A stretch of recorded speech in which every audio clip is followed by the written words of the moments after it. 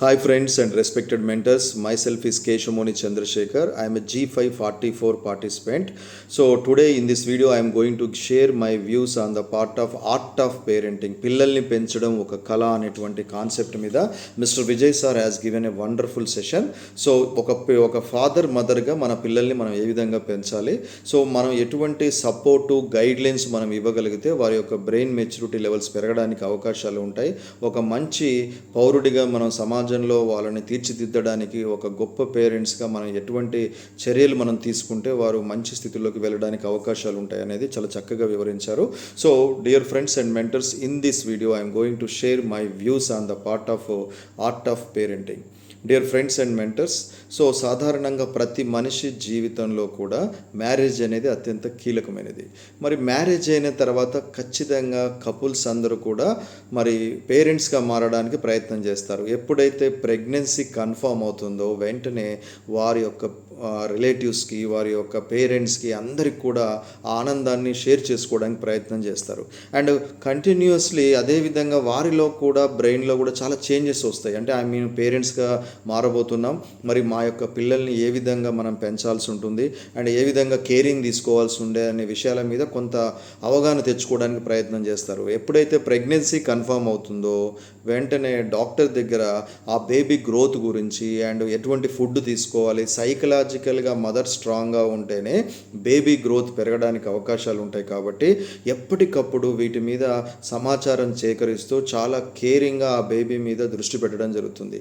ఎప్పుడైతే baby born అవుతుందో వెంటనే ఆ బేబీకి సంబంధించినటువంటి ఎటువంటి ఫుడ్ తీసుకోవాలి, న్యూట్రిషన్ తీసుకోవాలి అండ్ ఏ విధంగా వాళ్ళని కేర్ తీసుకోవాలి అనే విషయాల మీద ఎప్పటికప్పుడు సమాచారాన్ని సేకరిస్తూ వారితోని లవ్ అండ్ ఎఫెక్షన్తోని ఇన్వాల్వ్మెంట్ అవ్వడంతో పిల్లల బ్రెయిన్ మెచ్యూరిటీలో చాలా వరకు మార్పులు రావడానికి అవకాశం ఉంటుంది.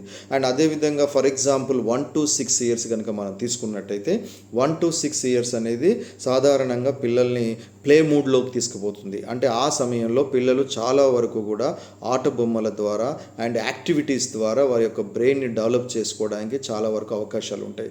బీయింగ్ ఏ పేరెంట్గా మనం వారిని లవ్ అండ్ ఎఫెక్షన్తో ముందుకు తీసుకెళ్తూ యాక్టివిటీస్ని ఎక్కువగా చేయిస్తూ వారి యొక్క మెచ్యూరిటీ లెవెల్స్ పెంచడానికి ప్రయత్నం చేయాలి. ఫర్ ఎగ్జాంపుల్ మనం కనుక ఒక బిల్డింగ్ ఆఫ్ ఎ కన్స్ట్రక్షన్ బిల్డింగ్ని కనుక ఒక కార్డ్స్ తీసుకొని మనం ముందు దాన్ని ఏ విధంగా చేయాలనేది పిల్లవాళ్ళకి చెప్పిన తర్వాత వారిని చేయమని ఒక యాక్టివిటీ ఇచ్చినట్టయితే వారు ప్రాబ్లమ్ని ఎలా ఉంటుంది, దానికి సొల్యూషన్ ఎలా చేయాలి అనే విషయాలు తెలుసుకొని ఆ యాక్టివిటీ కంప్లీట్ అయిపోయిన తర్వాత వెంటనే వాళ్ళలో ఒక హ్యాపీనెస్ వస్తుంది.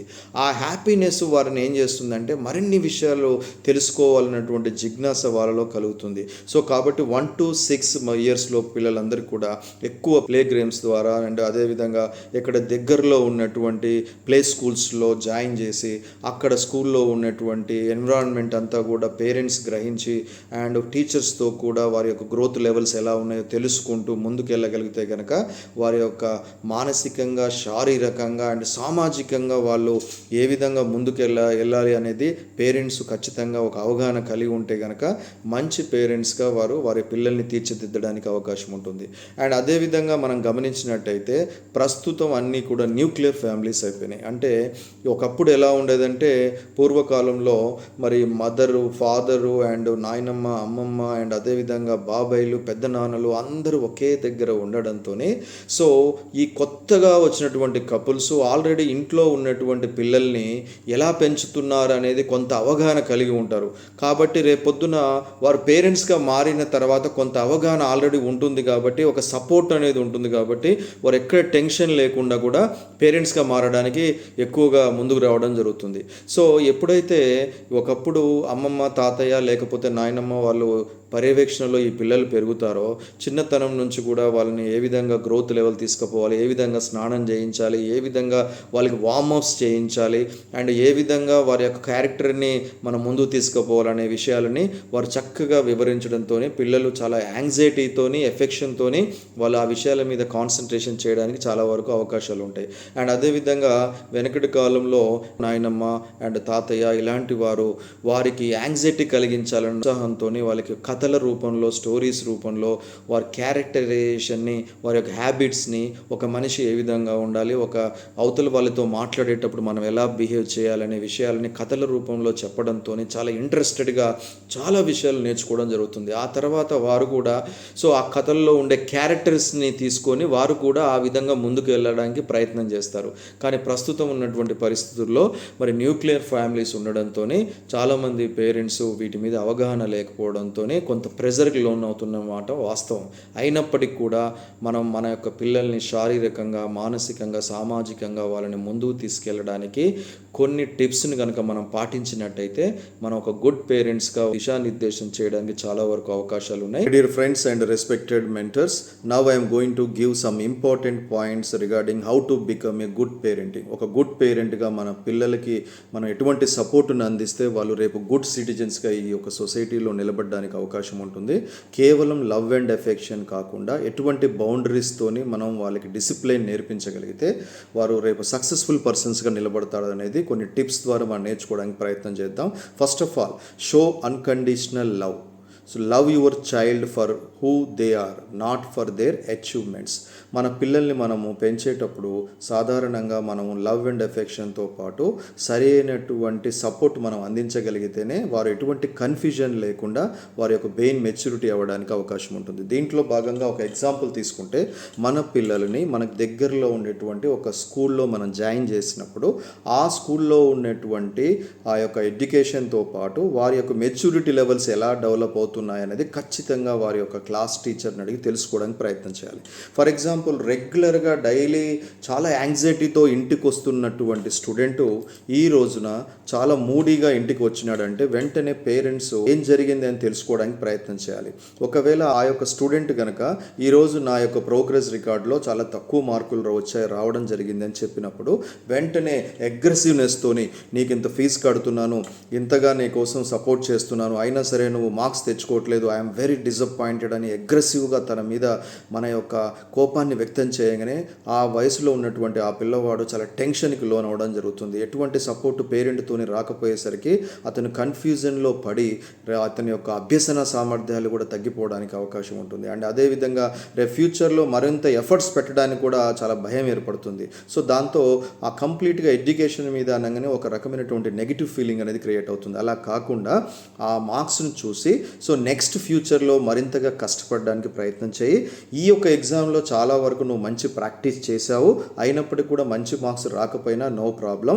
So your efforts are great and in ఫ్యూచర్లో మరింత ఎఫర్ట్స్ పెట్టి మంచి మార్క్స్ సాధించడానికి ప్రయత్నం చేయని ఒక పేరెంట్గా మనం భుజం తట్టినట్టయితే ఆ పిల్లవాడు మనం ఇచ్చినటువంటి సపోర్ట్తోని రేపు ఫ్యూచర్లో మరింత ఎఫర్ట్స్ పెట్టి మనం అనుకున్నటువంటి మార్క్స్ని తెచ్చుకోవడానికి ప్రయత్నం చేస్తాడు. కాబట్టి అగ్రెసివ్నెస్ కాకుండా సాఫ్ట్గా కూర్చోపెట్టి రేపు మన ఇద్దరం కలిసి ఈసారి సబ్జెక్ట్ని బాగా మంచిగా డెవలప్ చేసుకొని మంచి ఎఫర్ట్స్తోని రేపు ఫ్యూచర్లో మంచి ఎగ్జామ్ రాయడానికి, మంచి ప్రిపరేషన్ చేయడానికి ప్రయత్నం చేద్దామని చెప్పి మన పేరెంట్స్గా మనం ఇన్వాల్వ్మెంట్ అయితే కనుక ఖచ్చితంగా ఆ పిల్లవాడు ఆ సపోర్ట్తోని గట్టిగా ప్రయత్నం చేసి నెక్స్ట్ ఎగ్జామ్లో మంచి మార్క్స్ తెచ్చుకోవడానికి ప్రయత్నం చేస్తారు. సో కాబట్టి అన్కండిషనల్ లవ్లో భాగంగా మనం కేవలం కండిషనల్గా ఫీజు కట్టాం కదా, మార్క్స్ ఎందుకు రావట్లేవు, నువ్వు చెప్పినట్టుగా వినట్లేవు అని చెప్పి కాకుండా సాఫ్ట్గా వాళ్ళని డీల్ చేసినట్టయితే వారు ఖచ్చితంగా అభ్యసన సామర్థ్యాలు పెంచుకోవడానికి అవకాశం ఉంటుంది. అండ్ ద సెకండ్ వన్ మీరు గమనించినట్టయితే that is be a role model. So మన యొక్క పిల్లలు మనల్ని ఫాలో అవ్వడం జరుగుతుంది. Childrens always follows their parents. So మనం పిల్లలకి చెప్పేటప్పుడేమో డిసిప్లిన్గా ఉండాలి, మనం ప్రతిరోజు కూడా మార్నింగ్ పొద్దున్నే లేవాలి అండ్ నీ యొక్క హోంవర్క్ అంతా సమయానికి పూర్తి చేసుకోవాలి, బడికి వెళ్ళిన తర్వాత ఖచ్చితంగా అందరితోని సక్రమంగా ఉండాలి అని మనం ఏదైతే డిసిప్లిన్స్తో కూడినటువంటి విషయాలు మనం చెప్పడం జరుగుతుందో మరి అదే డిసిప్లిన్ పేరెంట్స్గా మనం ఫాలో అవుతున్నామా లేదా అనేది చెక్ చేసుకోవాలి. ఎందుకంటే మార్నింగ్ లేచి 6 o'clockకే చదువుకోవాలి అని చెప్పినటువంటి పేరెంట్ మరి ఆ రోజు వాళ్ళ ఫాదర్ ప్రతిరోజు 7:30, 8 లేచినట్టు చేసినట్టయితే మరి ఏ విధంగా మంచి రోల్ మోడల్ అవ్వడం జరుగుతుంది. ఇక్కడ ఇలాంటి విషయాలు మనం చెక్ చేసుకోవాలి. బీయింగ్ ఏ పేరెంట్గా మనం మంచి క్వాలిటీ ఆఫ్ ఎడ్యుకేషన్ ఇస్తున్నాము అన్న ఫీలింగ్ కాకుండా క్వాలిటీ లైఫ్ వాళ్ళకి ఇవ్వాలంటే ఎటువంటి హ్యాబిట్స్ని ఇస్తున్నాము, ఎటువంటి క్యారెక్టర్స్ని ఇస్తున్నాము అనేది కూడా మనం మైండ్లో పెట్టుకొని ముందు మనం చేయగలిగితే మనల్ని రోల్ మోడల్గా వాళ్ళు తీసుకొని అతి తొందరగా ఆ విషయాలని మన దగ్గర నుంచి నేర్చుకొని వారు మంచి సిటిజన్స్గా రేపు ఫ్యూచర్లో నిలబడడానికి అవకాశం ఉంటుంది. కాబట్టి బీఏ రోల్ మోడల్గా మనం ఉండడానికి ప్రయత్నం చేయాలి. Third point is balance, freedom and discipline. So this is also one more important point. Give freedom to your child, but with clear boundaries. మనం మన పిల్లల్ని గారాబంగా పెంచడం ఒకటే కాదు, వారు ఏ విషయాలను ఎంతవరకు చేయాలి, ఏ విధంగా వారు తోటి వారితో బిహేవ్ చేయాలి అనే విషయాలని కొన్ని బౌండరీస్ని పెట్టి మనం ఇంకా వాళ్ళకి మన ఎఫెక్షన్, లవ్ని కనుక ఇవ్వగలిగితే కనుక ఏది రైట్ ఏది రాంగ్ అని తెలుసుకోవడానికి అవకాశం ఉంటుంది. అలా కాకుండా గారాబం చేసేసి వాళ్ళు చేసిందంతా కూడా రైట్ అనుకున్నట్టయితే రేపు ఫ్యూచర్లో ఏదైనా ఇబ్బంది జరిగినప్పుడు కరెక్షన్ చేసుకోవడానికి ఇబ్బంది పడతారు. నేను చేసేదే రైట్ అనే ఫీలింగ్ వాళ్ళు ఏర్పడిన తర్వాత వారికి ఏది రాంగో రైటో తెలియక రేపు ఫ్యూచర్లో ఏదైనా మంచి గట్టి దెబ్బ తగిలితే కనుక వాళ్ళు కరెక్షన్ చేసుకోవడం అనేది చాలా ఇబ్బంది అవుతుంది. ఫర్ ఎగ్జాంపుల్ మీరు గమనించినట్టయితే మీ యొక్క పిల్లవాడికి మీరు కొన్ని ఇన్స్ట్రక్షన్స్ ఈ విధంగా ఇవ్వగలిగితే కనుక అతను ఆ ఇన్స్ట్రక్షన్ని గౌరవంగా ఫాలో అవ్వడానికి అవకాశం ఉంటుంది. ఫర్ ఎగ్జాంపుల్ నేను షాపింగ్కి వెళ్తా అని చెప్పి మీ యొక్క పిల్లలు కనుక మీకు చెప్పినట్టయితే వారికి ఇష్టం ఉన్నటువంటి క్లాత్ని కొనుక్కోమని చెప్పేసి వారికి ఒక చిన్న స్వేచ్ఛని ఇవ్వడానికి ప్రయత్నం చేయండి. కానీ షాపింగ్ పూర్తి చేసుకొని ఎట్టి పరిస్థితుల్లో 9 గంటల లోపు ఇంటికి రావాలనేటువంటి బౌండరీని పెట్టడానికి ప్రయత్నం చేయండి. అప్పుడు వారు షాపింగ్కి వెళ్ళు, నీ ఇష్టం వచ్చింది కొనుక్కో అనేది వాళ్ళకు స్వేచ్ఛనిచ్చినట్టుగా భావిస్తారు. అదేవిధంగా డాడీ నాకు ఇండిపెండెన్స్ ఇచ్చాడు కాబట్టి దానిని దుర్వినియోగం చేయకుండా ఎట్టి పరిస్థితుల్లో 9ంటికి ఇంటికి పోవడానికి అతను ప్రయత్నం చేస్తారు. సో ఇటువంటి ఫ్రీడమ్ అండ్ డిసిప్లిన్ కనుక మనం పిల్లలకి కనుక ఏర్పరిచినట్టయితే ఆ పిల్లలు ఎటువంటి టెన్షన్ లేకుండా, ఫోర్స్ లేకుండా మన యొక్క సజెషన్స్ని ఫాలో అవ్వడానికి ప్రయత్నం చేస్తారు. And one more important, patience is the master key to success any child. So ఇక్కడ మీరు గమనించినట్టయితే growth take time, avoid rushing. అంటే ఇక్కడ మీరు గమనించినట్టయితే పిల్లవాడులో చాలా వరకు ఐక్యూ లెవెల్స్ ఎక్కువగా ఉన్న వాళ్ళు ఉంటారు, ఐక్యూ లెవెల్స్ తక్కువగా ఉన్న వాళ్ళు ఉంటారు. సో అండ్ స్లో లెర్నర్స్ ఉంటారు అండ్ ఫాస్ట్ లెర్నర్స్ ఉంటారు.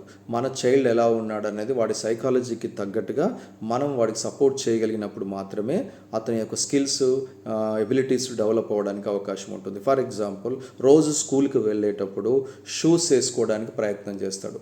ఆ షూస్ వేసుకునేటప్పుడు కొంత టైం తీసుకోవడం జరుగుతుంది. అలా కాకుండా స్కూల్ లేట్ అయిపోతుంది, వెంటనే షూస్ వేసుకోవాలి, ఇంకా షూస్ రావట్లేవా వేసుకోవడం అని చెప్పేసి వాడి పనిని కూడా మనమే చేసినట్టయితే వాడికి ఆ స్కిల్స్ అనేవి డెవలప్ కాకుండా ఎంతసేపటికి మన మీద డిపెండ్ అవ్వడం జరుగుతుంది. అప్పుడు మనం ఒక బొమ్మరిల్లు పేరెంట్ లాగా మారడానికి అవకాశం ఉంటుంది. అలా కాకుండా వారి వర్క్ని చేయడానికి కొంత టైం ఇచ్చినట్టయితే వారు అది నేర్చుకొని కాన్ఫిడెంట్గా ఫ్యూచర్లో అతి తక్కువ సమయంలోనే వారి యొక్క వర్క్ని కంప్లీట్ చేసుకునే క్యాపబిలిటీ అనేది వారిలో రావడం జరుగుతుంది. సో కాబట్టి వారికి కూడా కొంత టైం ఇవ్వాలి. ఆ టైం ఇవ్వగలిగితేనే ఆ ఎబిలిటీస్ని పర్ఫెక్ట్గా నేర్చుకోవడానికి అవకాశం ఉంటుంది. And one more important point, active listening. So మనం వారికి ఏది చెప్తున్నా సరే ఎక్కడ అగ్రెసివ్గా కాకుండా చాలా పేషెన్సీస్తోని మనం వినడానికి ప్రయత్నం చేయాలి. Listen more than you lecture.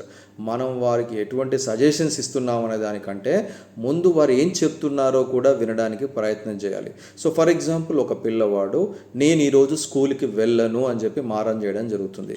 అప్పుడు వెంటనే why don't you go to the school, నేను ఫీజు కట్టాను కదా, స్కూల్కి సమయానికి వెళ్ళాలి కదా, వెళ్ళకపోతే ఎలా అని కాకుండా ఫస్ట్ కూర్చోబెట్టి ఎందుకు నువ్వు స్కూల్కి వెళ్ళదలుచుకోలేదు, is there any problem with your friends and otherwise is there any problem with your teachers, మరి ఎక్కడ ప్రాబ్లం ఉందో తెలుసుకోవడానికి ప్రయత్నం చేయగలిగితే అతను ఓపెన్ అయ్యి ఆ పిల్లవాడు మనతో షేర్ చేసుకోవడానికి ప్రయత్నం చేస్తాడు.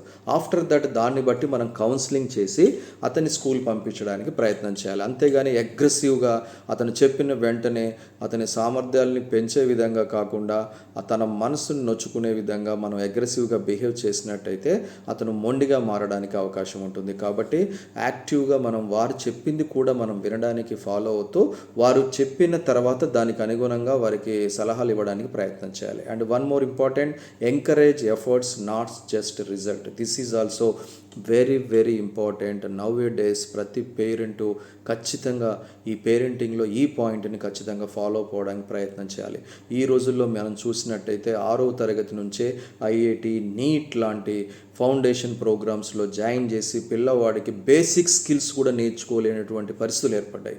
ఎంతసేపటికి అడ్వాన్స్డ్ ఐఐటి అని, నీట్ అని చెప్పి మనం 6th క్లాస్ 7th క్లాస్లోనే జాయిన్ చేస్తే మరి మనం చదువుకునేటప్పుడు ఓన్లీ టెక్స్ట్ బుక్స్లో ఉన్న నాలెడ్జ్ని డీప్గా చదువుకోవడంతో సో మనకి వాట్ ఈజ్ వాట్ అనేది క్లియర్గా తెలిసేది. ఇక్కడ ఆ ఉన్నటువంటి 6-7 అవర్స్ ఆఫ్ ది స్కూల్లో మరి ఇటు బేసిక్స్ని తక్కువగా నేర్చుకొని అడ్వాన్స్ స్కిల్స్ నేర్చుకోవడానికి ప్రయత్నం చేస్తే రేపు పిల్లవాడు ఇటు బేసిక్స్ నేర్చుకోలేక అటు అడ్వాన్స్ నేర్చుకోలేక ఎటు కాని పరిస్థితుల్లో ఒక కన్ఫ్యూజన్లో లెర్నింగ్ చేయడం జరుగుతుంది. సో అదేవిధంగా అదే పిల్లవాడు మరి 10th క్లాస్కి వచ్చేసరికి బోర్డ్ ఎగ్జామ్స్లో తక్కువ మార్కులు రావడానికి రీజన్ కూడా ఏంటంటే మరి బోర్డ్ ఎగ్జామ్స్ మరి అకాడమీ టెక్స్ట్ బుక్స్ని బేస్ చేసుకొని పెట్టడం జరుగుతుంది, నాట్ ఐఐటి లెవెల్. మరి అక్కడ ఐఐటి లెవెల్ స్కిల్స్ అక్కడ ఉపయోగపడవు కాబట్టి దాని మీద ఎక్కువ రీడింగ్ చేయకపోయేసరికి తక్కువ మార్కులు రావడం జరుగుతుంది.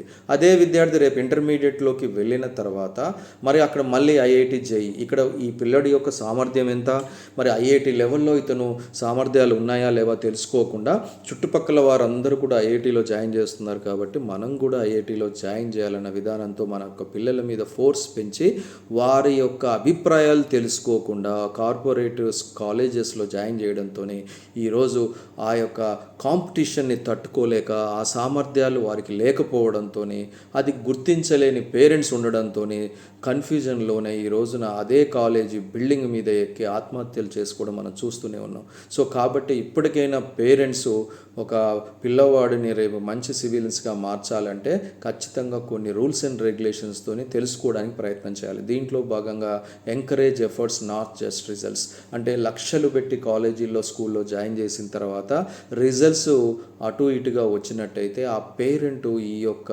బాధనంతా కూడా పిల్లవాడి మీద ఎక్స్ప్రెస్ చేస్తాడేమో అన్న భయంతో ఈ పిల్లలు ఈ రోజున చాలా కన్ఫ్యూజన్కి లోనవడం జరుగుతుంది.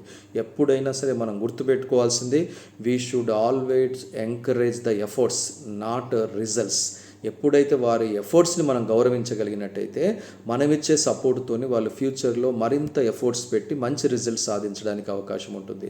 సో అప్పుడు మనం ఎప్పుడైతే వాళ్ళకి రిజల్ట్స్ తక్కువగా వచ్చాయో మనం ఏం చేయాలంటే, I'm very proud of you, how much you practised, నువ్వు ఎంత ప్రాక్టీస్ చేసావో నాకు తెలుసు, కాబట్టి నెక్స్ట్ టైం మరింత ప్రాక్టీస్ చేసి నువ్వు సక్సెస్ అవ్వడానికి ప్రయత్నం చెయ్యి అని చెప్పి మనం కనుక భుజం తట్టినట్టయితే ఆ పిల్లవాడు మనం ఇచ్చిన ఎంకరేజ్మెంట్తోని నెక్స్ట్ మరింత గట్టి ప్రయత్నం చేసి మనం అనుకున్న రిజల్ట్స్ని, అతను అనుకున్న రిజల్ట్స్ని కూడా సాధించడానికి ప్రయత్నం చేస్తారు. And one more important tip, teach responsibility, involve kids in small tasks. ఎప్పుడూ కూడా ప్రతి పని మనమే చేసి వారికి ఎటువంటి బ్రెయిన్ డెవలప్మెంట్స్ లేకుండా లవ్ అండ్ ఎఫెక్షన్ గారాబంతో కనుక మనం పెంచినట్టయితే ఆ పని ఎలా చేయాలో తెలియక మరి మన మీదే డిపెండ్ అవ్వాల్సినటువంటి పరిస్థితి ఏర్పడుతుంది. అలా కాకుండా చిన్నతనం నుంచే కొన్ని యాక్టివిటీస్ ఇచ్చి కొన్ని రెస్పాన్సిబిలిటీస్ ఇచ్చి కనుక మనం పెంచినట్టయితే అతను కూడా ఆ రెస్పాన్సిబిలిటీస్ వల్ల తన యొక్క బ్రెయిన్ డెవలప్మెంట్స్, యాటిట్యూడ్, క్యారెక్టరిస్టిక్స్లో కూడా చాలా వరకు మార్పులు రావడానికి అవకాశం ఉంటుంది. చిన్నతనం నుంచే పిల్లవాళ్ళకి మరి ఒక ఇంట్లో ఉండేటువంటి చెట్లకి వాటర్ పోయాల్సిన బాధ్యత వాళ్ళకు ఒప్పజెప్పినట్టయితే వారు చాలా యాంగ్జైటీతో ఆ రెస్పాన్సిబిలిటీని నిర్వర్తించడానికి చాలా వరకు అవకాశాలు ఉంటాయి. ఇటువంటి చిన్న చిన్న విషయాల మీద వారిని కనుక ఎఫర్ట్స్ పెట్టినట్టయితే వారు రెస్పాన్సిబిలిటీ అంటే ఎలా ఉంటుందో కూడా తెలుసుకోవడానికి అవకాశం ఉంటుంది. And one more important point, create quality family time. This is also very very important. Now A days wife and husband ఇద్దరు కూడా జాబ్ హోల్డర్స్గా ఉండడం జరుగుతుంది. మరి వారి పిల్లల్లో మోస్ట్ ఆఫ్ ది టైం అంతా టీచర్స్తోని స్కూల్లోనే గడపడం జరుగుతుంది. ఎప్పుడు ఎంత టీచర్స్ ఎంత బాగా చెప్తున్నా పేరెంట్స్గా మనం ఇచ్చే సపోర్టు వేరే లెవెల్లో ఉంటుంది. సో కాబట్టి మ్యాక్సిమం మనం వారికి డైలీ ఒక 1 అవర్ అయినా వారి యొక్క స్టడీలో హెల్ప్ చేయడము అండ్ క్యారెక్టరిస్టిక్స్ బిల్డప్లో మన సూచనలు సలహాలు వాళ్ళకి ఇవ్వగలిగితే కనుక మనం ఇచ్చే సలహాలు సూచనలు వాళ్ళ మీద చాలా ఎఫెక్టివ్గా పరిగణించబడతాయి. కాబట్టి మనం మ్యాక్సిమం వాడుతున్న టైం ఎక్కువ స్పెండ్ చేయడానికి ప్రయత్నం చేయాలి. Having dinner together without phones can create stronger connections than taking them shopping. మీరు ఏం చేయాలి అంటే ఒక మంచి డిన్నర్ ఏర్పాటు చేసుకొని అక్కడ ఎటువంటి ఫోన్స్ లేకుండా కేవలము గెట్ టుగెదర్ లాగా ఏర్పాటు చేసుకొని మన యొక్క అభిప్రాయాలను షేర్ చేసుకోవడం, వారు ఎలా చదువుతున్నారు, వాళ్ళకి ఎటువంటి స్ట్రెస్ ఉంది అని ఓపెన్ మైండ్తో వాళ్ళతో డిస్కస్ చేసినట్టయితే వాళ్ళు ఫోన్ గురించి ఆలోచించాల్సినటువంటి పరిస్థితి లేదు. అటువంటి ప్రోగ్రాం మనం పెట్టుకున్నప్పుడు బయటికి ఎక్కడికో వెళ్ళి వారిని ఎక్కడికో తీసుకువెళ్ళాల్సినటువంటి అవసరం లేదు. ఎక్కువ వారితో కనెక్షన్ పెరగాలంటే వారితో టైం స్పెండ్ చేయడానికి ప్రయత్నం చేయాలి. And one more important point, and ఓవరాల్గా మీరు చూసుకున్నప్పుడు parenting is an art of guiding, not controlling. So parents అంటే కేవలం మనము వారికి ఫీజు కట్టడము, వాళ్ళ యొక్క మార్క్స్ రాకపోతే అగ్రెషన్గా మాట్లాడడం కాదు. కంట్రోలింగ్ చేయడం వల్ల వారు మంచి సివిలియన్స్గా మారరు, ఇంకా మొండిగా మారడానికి అవకాశం ఉంటుంది. కాబట్టి మన జెన్యున్గా గైడ్లైన్స్ స్మూత్గా ఇవ్వడానికి ప్రయత్నం చేయండి. And every child is a unique canvas. You add love, patience and values and they create their own masterpiece. మనం కనుక వారికి లవ్, పేషెన్సీ అండ్ వాల్యూస్ గురించి ఎప్పటికప్పుడు టీచ్ చేస్తూ ఉన్నట్టయితే వారు వీటన్నిటిని కూడా తీసుకొని రేపు ఫ్యూచర్లో మంచి మాస్టర్ పీస్ మైండ్గా వారు రేపొద్దున నిలబడడానికి చాలా వరకు స్కోప్ ఉంటుంది. My dear friends and mentors, so anyway as a art of పేరెంటింగ్గా నాకు తెలిసిన సమాచారాన్ని మీతో షేర్ చేసుకోవడానికి ప్రయత్నం చేశాను. అండ్ నెక్స్ట్ సెషన్లో మరొక టాపిక్ మీద మరింత ఇన్ఫర్మేషన్ ఇవ్వడానికి ప్రయత్నం చేస్తాను. Thanks to all of you. Thank you very much.